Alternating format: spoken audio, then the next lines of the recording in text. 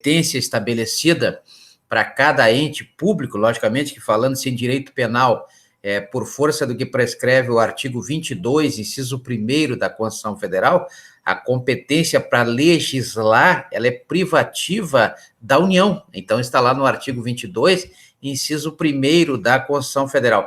O que varia um pouco são exatamente as correntes adotadas, né? Então, temos aí a corrente lei-ordem, que, a grosso modo, a corrente lei-ordem é aquela corrente duralex et lex, né? Não tem moleza, como acontece, por exemplo, no Japão, onde uma pessoa é condenada a 20 anos de prisão privativa de liberdade, semelhante aí ao nosso artigo 33 aqui do Código Penal brasileiro, e lá ele cumpre esse tempo todo na cela, na cadeia. Então, lá, por exemplo, aqui no Brasil, nós temos uma previsão lá no artigo 88 da Lei 7.210 de 84, que uma cela deve ter por cada pessoa aí num espaço de 6 metros quadrados, né? Então, ela vai ficar presa, mas ela fica pouco tempo, porque ela tem direito à progressão de regime lá do artigo 112 da própria Lei 7.210 de 84. Essa progressão de regime vai se dar algumas diferenças, se for crime hediondo ou não, basta ver a lei 11.464, etc., mas o importante é que existe uma possibilidade de progressão do regime, a detração também, prevista lá no artigo 42 do Código Penal, a liberdade condicional, lá do artigo 83 do Código Penal. Então, essa progressão de regime, essa liberdade condicional, etc., elas têm, esses institutos, eles existem em função de que entendem, né, os legisladores, que deve se dar um motivo para que aqueles que estão presos tenham aí uma motivação para que possam se comportar, estudar, etc., trabalhar, como é a obrigação, conforme prevê o artigo 39 da Lei 7.210 de 84, o preso tem que trabalhar e se manter, não é a sociedade que tem que manter o preso é que tem que se manter, né? Então, é obrigação do preso, está lá no artigo 28 da própria Lei 7.210 de 84, trabalhar, né? Então, vejo que existe aí essa necessidade desse aprimoramento, né? E aí, se fosse movimento lei-ordem, como é no Japão, por exemplo, o camarada ficaria o tempo todo preso lá. Aqui no Brasil, como a teoria é minimalista, né? E minimalista é exatamente esse sistema aonde se busca, né, dar um incentivo para quem está preso, para quem está no processo, está sendo reeducado, na verdade está passando pelo processo de reeducação para ser reintegrado à sociedade, né? Então ele está sendo reeducado, ressocializado para ser reintegrado. Então ele tem que ter aí algum incentivo, e o incentivo é exatamente o artigo 83 do Código Penal, né? A liberdade condicional, né? A liberdade para que ele possa sair, o livramento condicional, né? Liberdade condicional lá do artigo 310 e também do artigo 321 do Código de Processo Penal. Liberdade condicional é processual, é formal, enquanto que o livramento condicional é material, previsto no artigo 83 do Código Penal. Assim como temos também outras situações onde há esse incentivo. Então, essa é a teoria minimalista. E tem a teoria abolicionista, aquela teoria que diz que a pena não serve para nada, né? Então, tem que abolir a pena, né? E o Estado é que tem que tratar das pessoas aí através dos direitos sociais, aí da saúde, educação, cultura, lazer,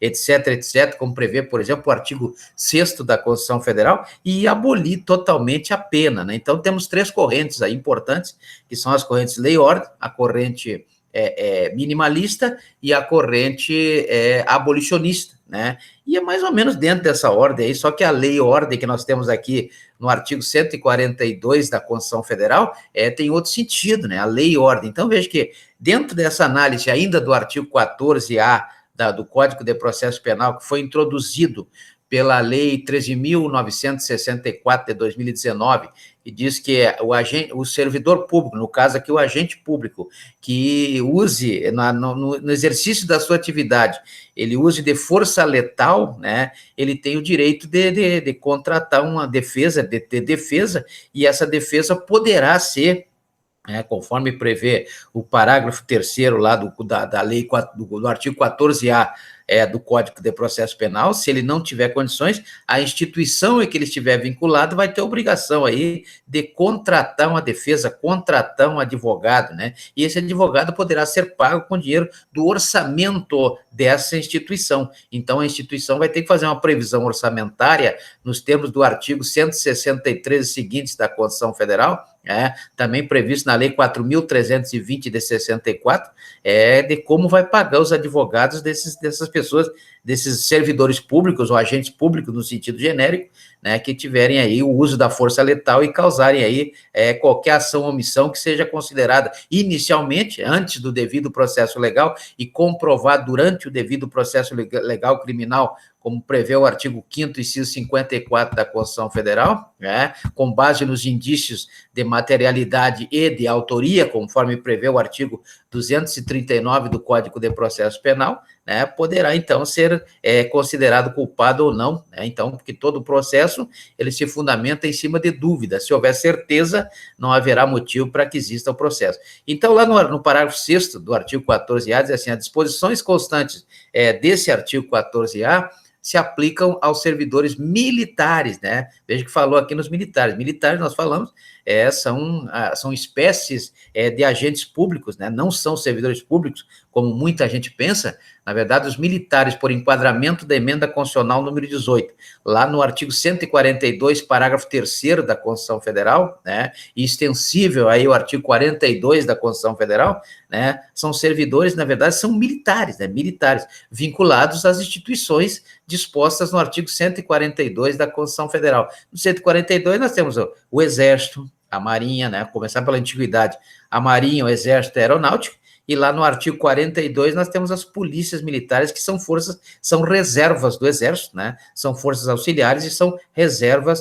do Exército. O artigo 142 da Constituição Federal diz que as Forças Armadas, na verdade, as Forças Armadas são criadas, as Forças Armadas, elas têm um papel, né? As Forças Armadas, elas têm um papel previsto lá na Lei Complementar número 97, Lei Complementar número 97, que traz aí a questão das Forças Armadas. Então, a Lei Complementar 97, ela traz aí a atuação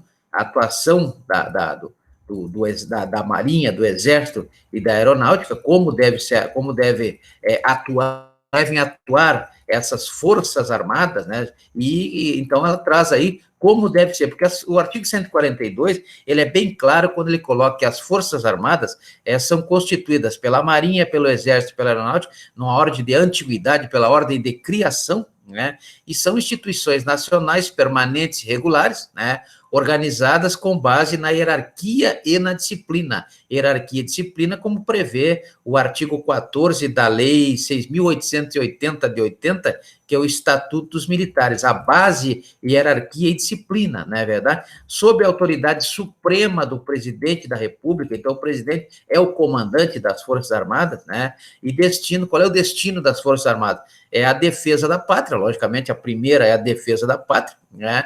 E depois a garantia dos poderes constitucionais, aqueles poderes previstos lá no artigo 2º da Constituição Federal, poder executivo, poder judiciário, poder legislativo, que devem agir independentes e harmonicamente, como prevê o artigo 2º, dentro daquela ideia do livro Espírito das Leis, do Montesquieu, né? Então, nós temos aí os poderes constitucionais sendo garantidos pelas Forças Armadas, por iniciativa de qualquer dos poderes. Então, essa garantia pode ser provocada por qualquer dos 3 poderes, né? Então, o executivo, o legislativo, o judiciário podem provocar as Forças Armadas para que garantam, né, os poderes constitucionais, e da lei e da ordem, né, verdade? Então, vejam bem, da lei e da ordem. O parágrafo 1º do artigo 142 traz que a lei complementar estabelecerá as normas gerais, lei complementar 97 de 99, estabelecerá as normas gerais, né, a serem adotadas, na organização, no preparo e no emprego das Forças Armadas. Lei complementar 97 de 99. No parágrafo 2º já traz outras coisas aí, mas são interessantes até para fins de concurso, já que hoje foi julgado aí o HC, aliás, a reclamação 47.470, né, 47.470, que o STF liberou o concurso da Polícia Federal aí, parece que no próximo domingo, né? Então, é a 47.470 reclamação que gerou aí o posicionamento jusrealista do STF em relação a esse